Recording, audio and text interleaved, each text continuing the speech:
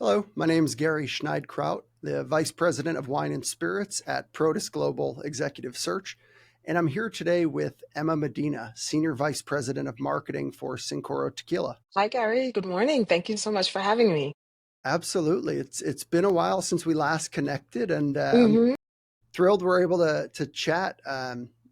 Before the holidays. This video will be coming out after, but yeah, really excited to speak with you today, especially about Cincoro Tequila.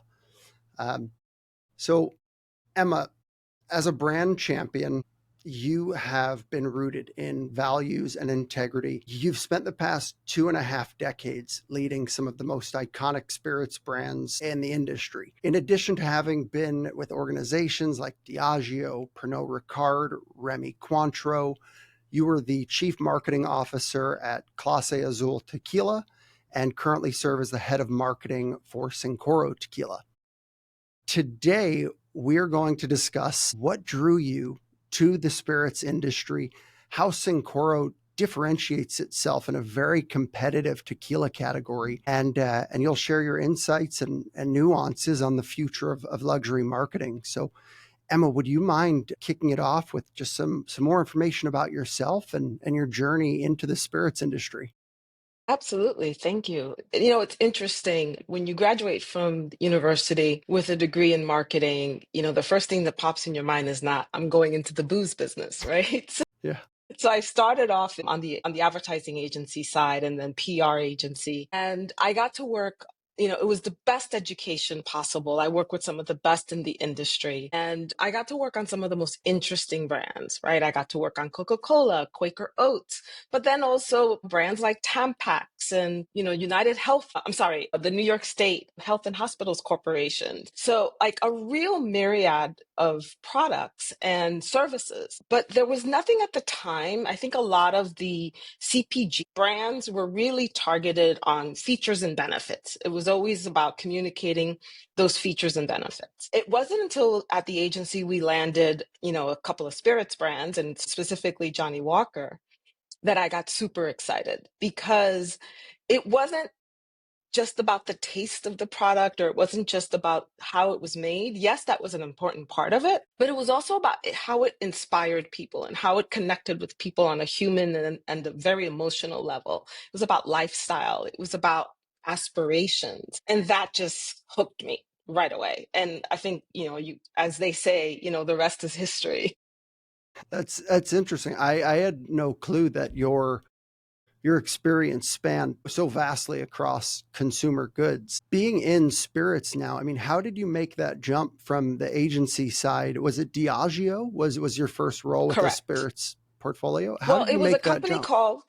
it was a company called Shefflin and Somerset that later got absorbed by Diageo. And there was a gentleman there that by the name of Dan Butling, who was the VP of the Scotch group, the Scotch brand group. And, I worked on his brands on the agency side. And there was a position opening up on his team for the launch, well, managing a very small niche brand called Pinch Scotch whiskey, and then they were launching an expansion plan on a very regional brand called Buchanan Scotch whiskey. And Familiar. so he needed, an extra person on the team, and I joined, and I really learned a ton from him because, obviously I knew the advertising and communications aspect of it, but not the brand management aspect of it. And that's where, that was a real education working at Shufflin and Somerset. I had some of the most amazing co-workers and mentors there that really helped me grow as a brand manager and really understand the business side of it, not just the communications aspect of it. Right.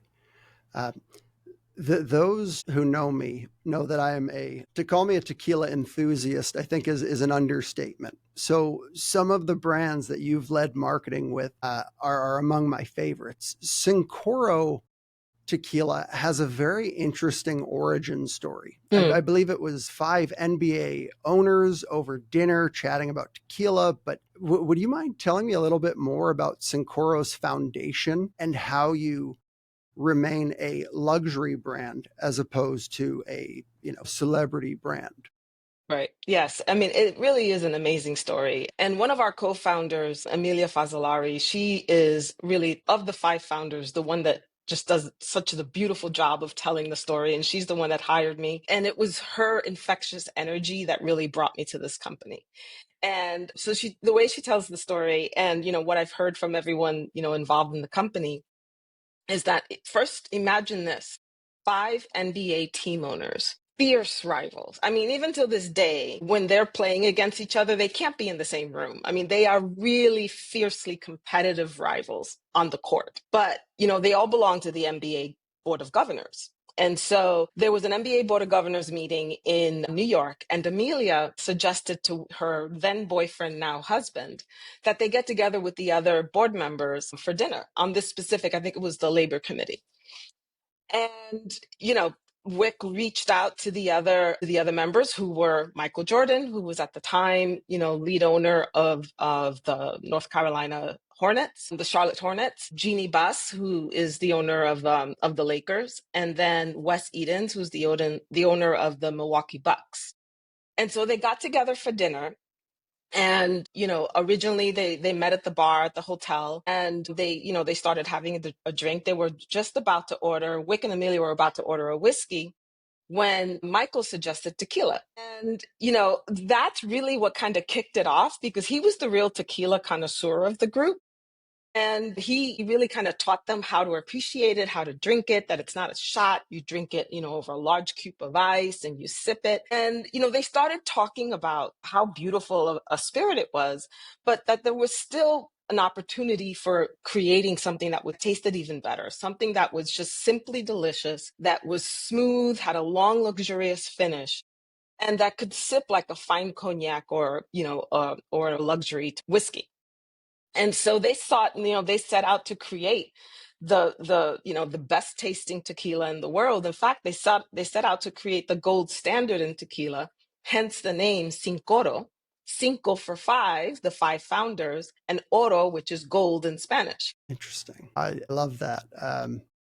Yeah, me and Michael Jordan, we have a lot in common. Similar jump shot, and it's good to know that we're also tequila Aficionados. Exactly. But yeah, you mentioned fierce competitors. Michael Jordan is probably the athlete name that comes to mind when you mention competition and competitiveness. So I think that's a great story that they came together and really began to appreciate the spirit along the lines of authenticity. Mm. In previous conversations with you and discussing the brands that you've represented, you are very true to integrity and authenticity. Authenticity in luxury marketing. I'm curious, can you share an example of how you've successfully maintained authenticity while also scaling a brand and sort of meeting those business objectives?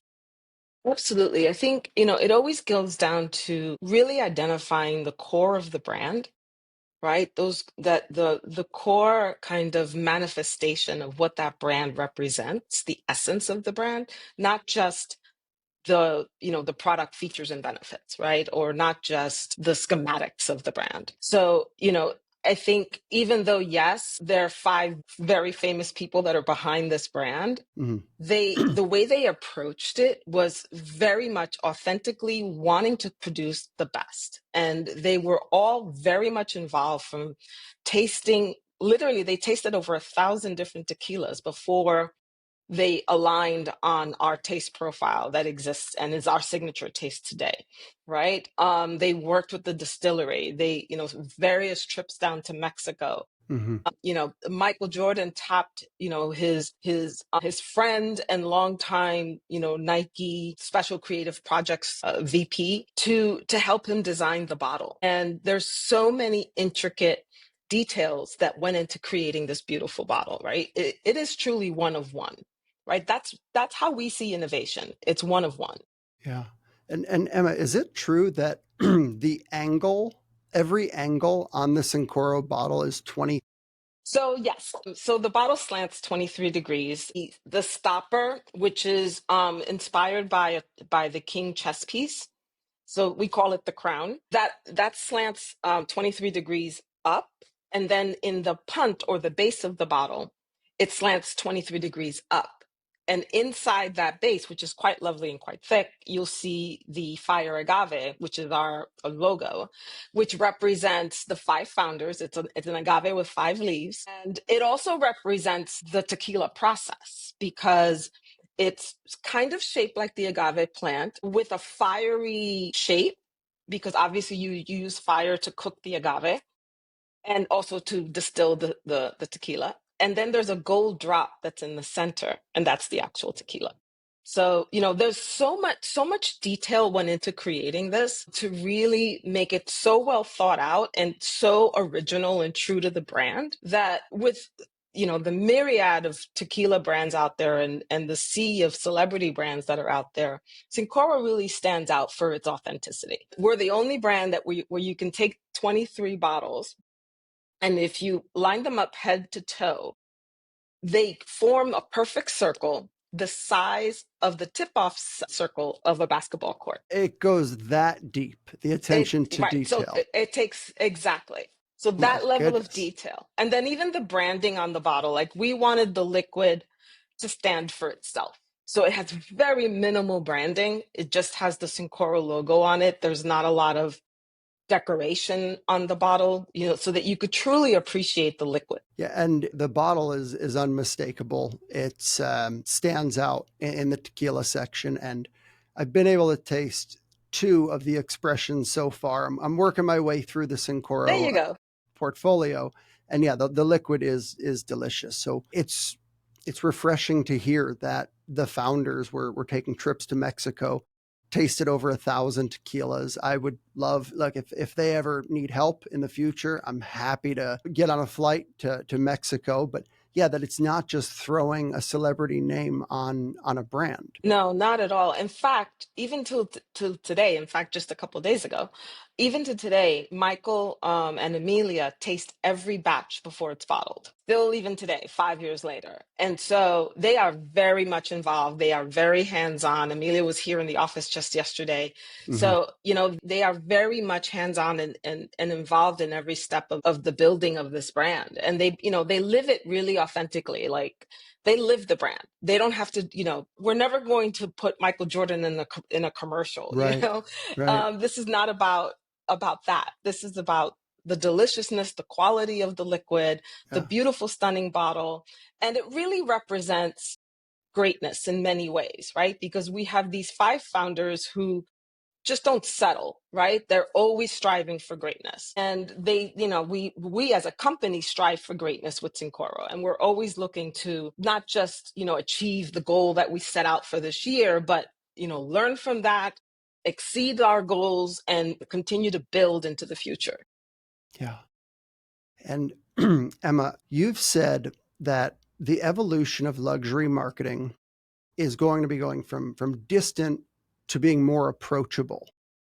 Mm. How is Cincoro navigating the shift while maintaining its position as a premium luxury brand, as premiumization has been driving the growth within spirits? I think there's a number of things there, right? One is we're not your traditional stuffy luxury brand, right? We have a bit of edge, right? We're high energy, we're involved in sports, obviously. And so it's a much more approachable arena to play in because people that are passionate about sports and about winning, right? They're almost singularly focused on that goal, but they want to celebrate with something that really represents the greatness that they're trying to achieve.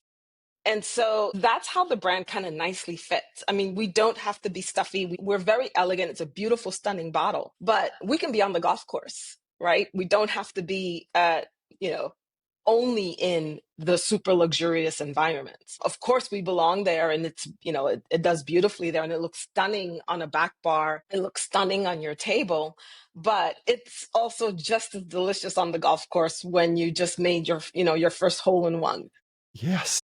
right? I wouldn't know. I've yet to attain that achievement, but yeah, I nice sipping tequila on the course to celebrate.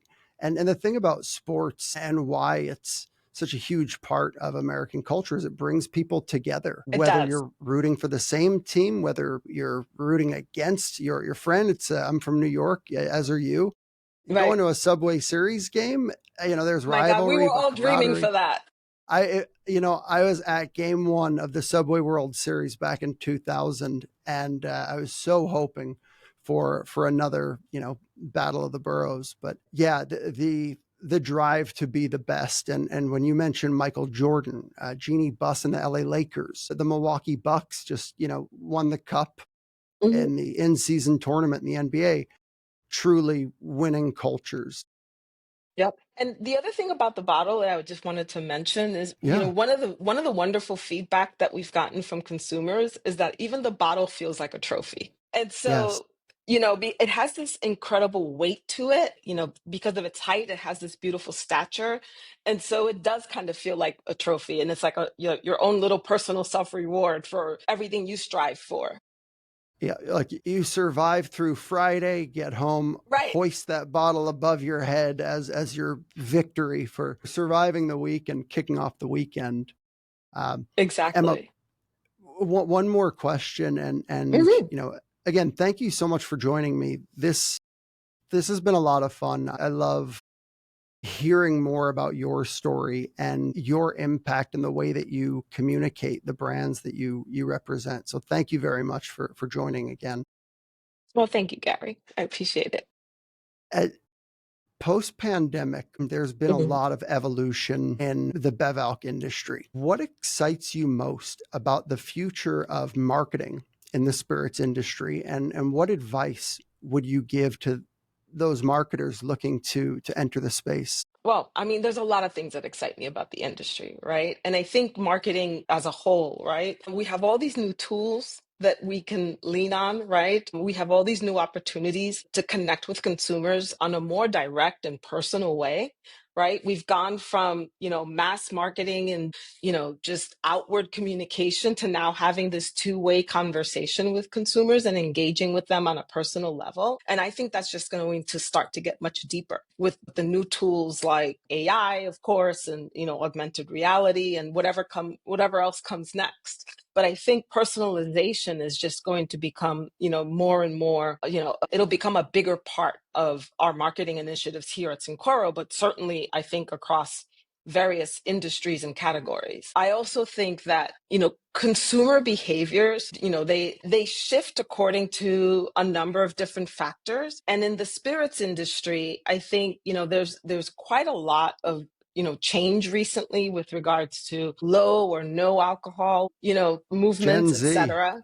Right, right. Yeah. But even there, I think there's huge opportunity. What that does is open up the opportunity for innovation, right? And so we need to understand what's driving these behaviors. And as marketers, that's our number one role, is to, remain curious and to understand our consumer as best as we possibly can, understand their needs, wants, behaviors, their fears, and their aspirations. And so with understanding that, we can develop the innovations, whether it be innovation in product or in the innovation in marketing approaches, communications approaches, that'll help us maintain our brand and maintain those relationships with the consumer. And then with regards to what would I recommend for people and marketers in the future, I think it's that, right? To stay curious. I think that's number one. Stay humble, stay curious. There's actually, going back to my time at Shufflin and Somerset, the CEO at the time when I first started there was a gentleman by the name of Penn Kavanaugh. And there was something he taught all of us that still holds true for me.